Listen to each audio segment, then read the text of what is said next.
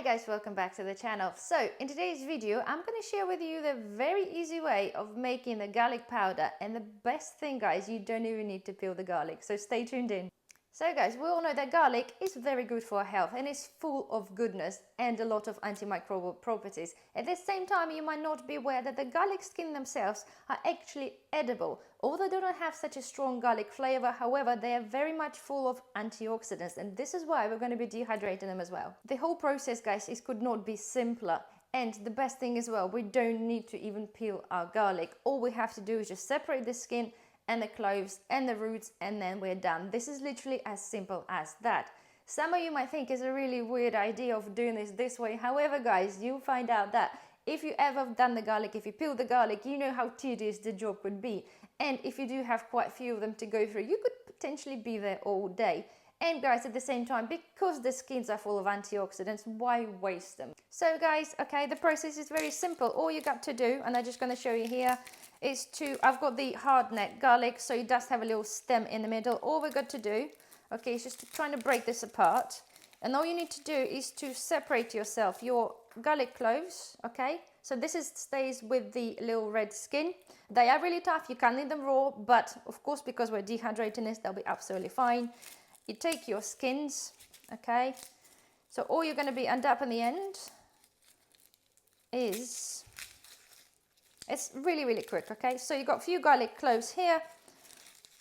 Okay, you've got yourself a bunch of skins that we're keeping, and the only thing we're getting rid of is one of those, which is basically the root and a woody stem. That has no flavor, is literally totally useless to us, but it is a great addition to our garden. So if you can see here, guys, we're not wasting a single bit.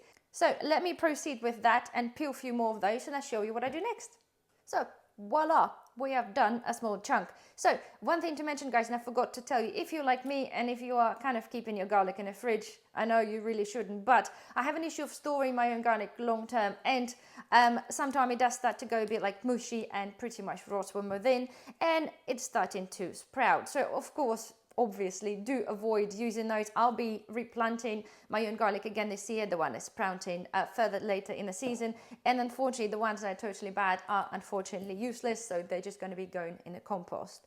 So I've peeled some of the garlic, guys. I've been doing this early as well, so I do have a few of this pre-prepared, but as you can see, all we have is just our garlic cloves, and here we just have, like I said, we have roots and the woody stalks, and here we have our lovely papery goodness, which we're going to be washing later. So what I'm going to do, guys, I'm going to put some water into here, okay, and give them a good wash and just set them aside, and I'm going to get my food processor so we can process the garlic. So guys, voila, as you can see here, I've got my trusted food processor. It does have some garlic in there already because I already done the batch, as I mentioned earlier. The reason I'm filming this afterwards, after I've done the majority, guys, because believe this or not, when you process so much garlic, it actually has the same effect on your eyes when it does when you process onion. It makes your eyes really, really water. So I wanted to try avoid doing this on the camera as much as possible. So anyway, guys, right. So we've got the processor here, and all we have to do is you just put your garlic, guys, in there. Okay, and you just process it into, not the pulp, but we're going to like a small chunk. So I'm going to use the chop function.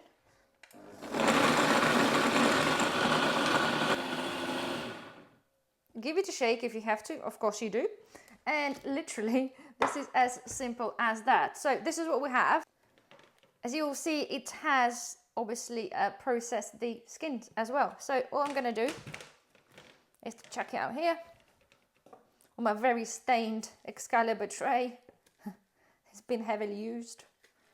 Right, all we're gonna do, look at that. It smells so good. If you love garlic, obviously you won't be watching that video if you didn't, would you? It smells absolutely amazing. So, in there goes.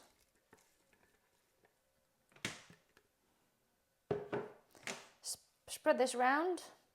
Don't worry, guys, you wouldn't possibly, the whole idea is, you know me, right?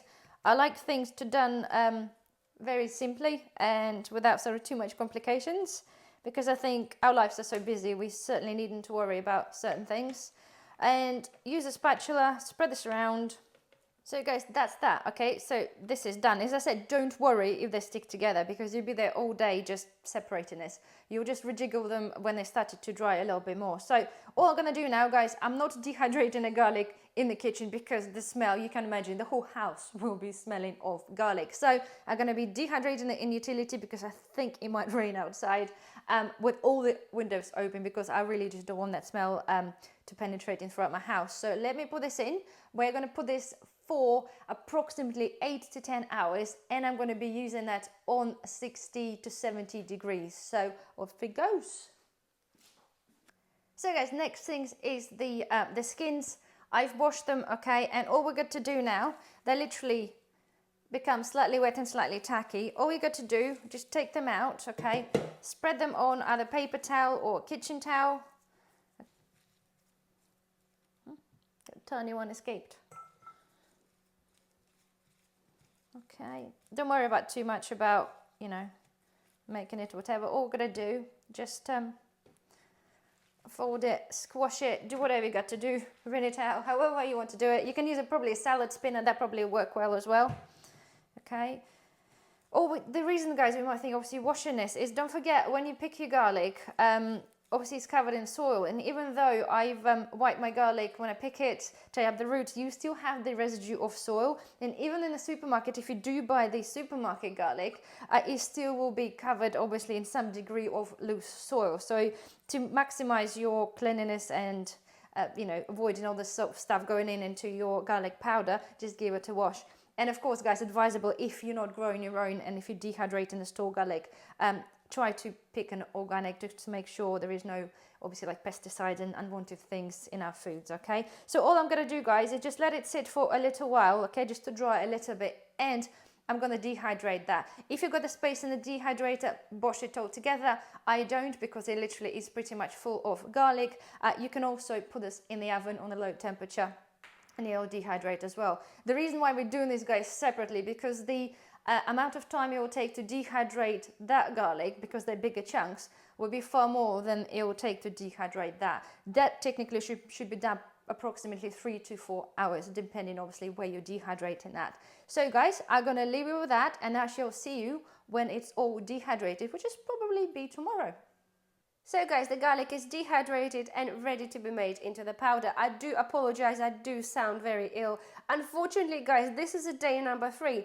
After I did the initial dehydrating of the garlic, guys, next morning I woke up with a terrible cold. I could not actually get out of bed to process that. So unfortunately, the garlic had to sit after it's been dehydrated in the dehydrator for another day. A good point, guys, it kind of brings the my attention to that to you to let you know that it's actually a-okay. So providing that the stuff you actually dehydrated is totally dried and it's just not just sitting there semi-dried in the ambient temperatures, you'll be okay. The worst thing, guys, is normally happens if the dry stuff sits just in the dehydrator for extra time, it will just absorb a little bit more moisture from the air. So all you have to do, guys, is just to put the dehydrator on maybe for another hour just to help this to dry this out a bit further, and afterwards let it cool and you can proceed as normal. And so this is what we're going to be doing this today. It is not ideal, but unfortunately life goes on and things have to be done. So nonetheless, right. So as you can see, guys, okay, so the garlic here, it is literally really crumbly. It is very, very dry.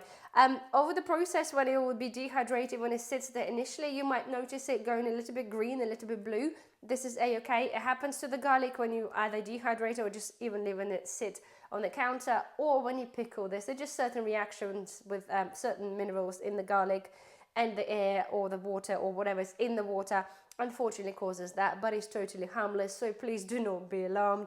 And also at the same time, I have found that I had one shelf spare in the dehydrator, so I did manage to put my garlic skins into that as well, so they're totally dehydrated as well. Again, you'll know this, they're a little bit more crispier than when you initially peel them from the garlic. So guys, without further ado, all we've got to do now is to actually process our garlic. So I've got my processor here, and I'm hoping it's going to be powerful enough to go through to the fine powder. It's up to you guys to what sort of effects you obviously want to achieve with it, but in this instance, because I have left the skins on, we do want it to go to the as fine a powder as possible, and I might have to put it through 2 different processes just to make it as fine as I can.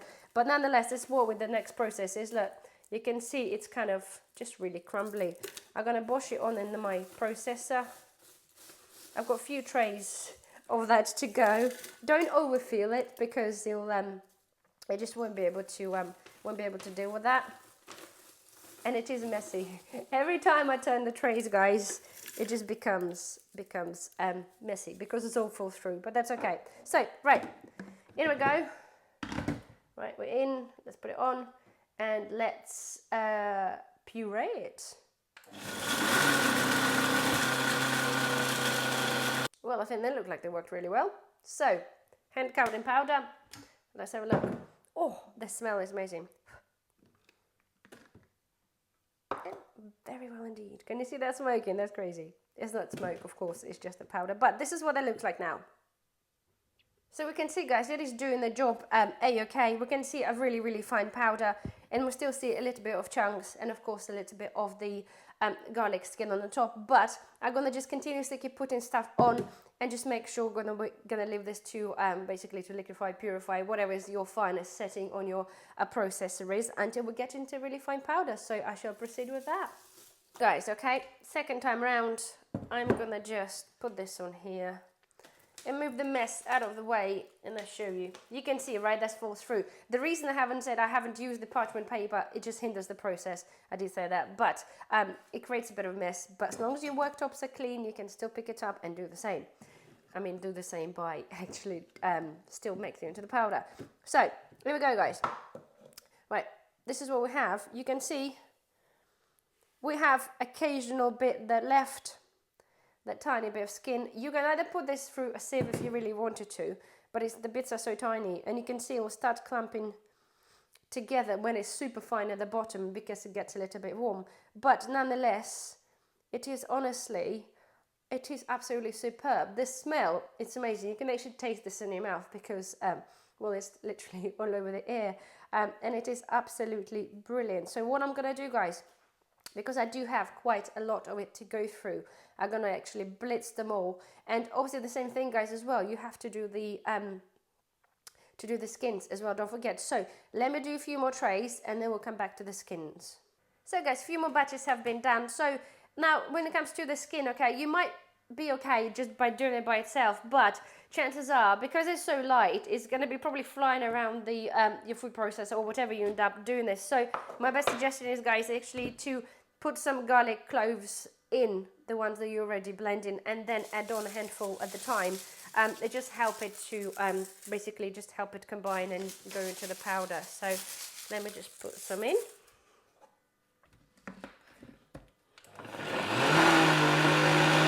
And just like that, it should be done.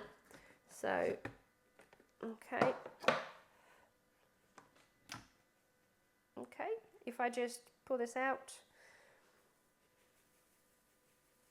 see they have literally gone into the powder pieces. So there we are. So all we've got to do is just going to do the rest with the last batch that I have, guys. And then I'll see you when we're going to be packaging that away. So guys, here we are. It's all done, all processed. As you can see, this is what we have here. It is very fine powder. You do see occasional teeny weeny bit of like a little bit of skin, but it's so minor that wouldn't have any impact of flavor or texture when you come to actually cook it. So the next thing, guys, we've got to do is literally just to package it in airtight container. Generally, guys, I do go through a lot of garlic powder, and you might have seen me using this. For some reason, I really like to have this in a little bottle because I can just open this and sprinkle in this. However, I do tell you guys, it is night and day. The flavor difference between the one that you buy in the shop or online and the flavor that you get from that. By standing here, guys, my eyes are watering, and the garlic has already been sort of dehydrated. Yes, the powder is a little bit in the air, but just the flavor by itself, it is honestly, you would not believe that. You would not believe the difference. Anyway, as it comes to storage, guys, as you can see, it will happily last a-okay in the plastic bottle if you do use this quite regularly. Alternatively, guys, put this in a glass jar.